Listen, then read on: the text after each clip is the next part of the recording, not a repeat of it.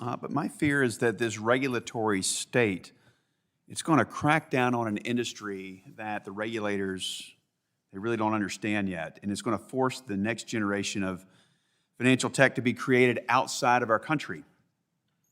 Well, we can't let that happen. So, Mr. Brooks, it's good to see you again.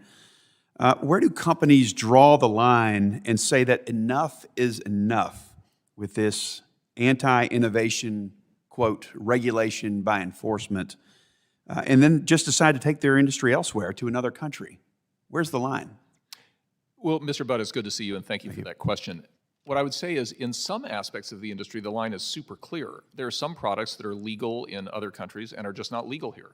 So I take some of the investment products we've talked about earlier today, for example, exchange-traded funds.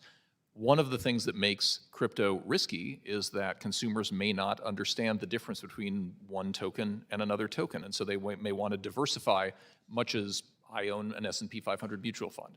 We don't allow that in the United States. We do allow it in Canada. We allow it in Germany, Singapore, Portugal, and a number of other places.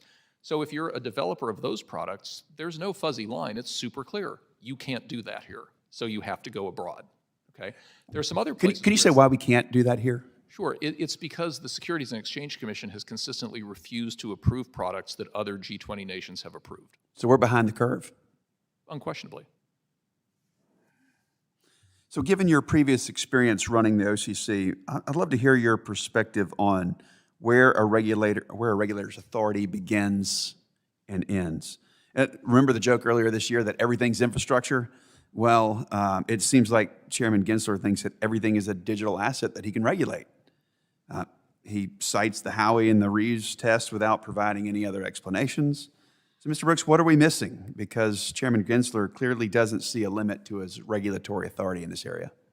Well, Congressman, one thing I learned running my little agency is that the U.S., and this is not specific to crypto, the U.S. is sort of unique among the developed countries in our fragmented approach to regulation. So when I hear people talk about the idea that we need one regulator for crypto, I would say we should first have one regulator for banks, but we have 3 of them, or if you're an investment bank, 5 of them.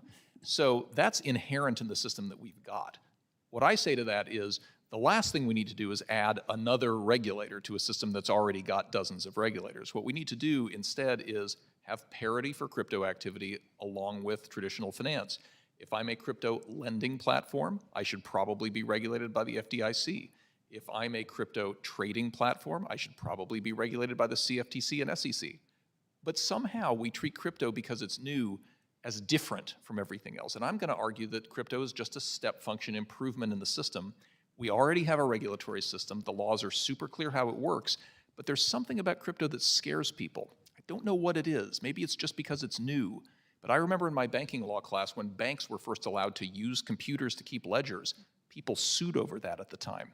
I remember when I was a second-year lawyer and we got email, and the ABA said lawyers couldn't use email because it would travel over this mysterious network of computers.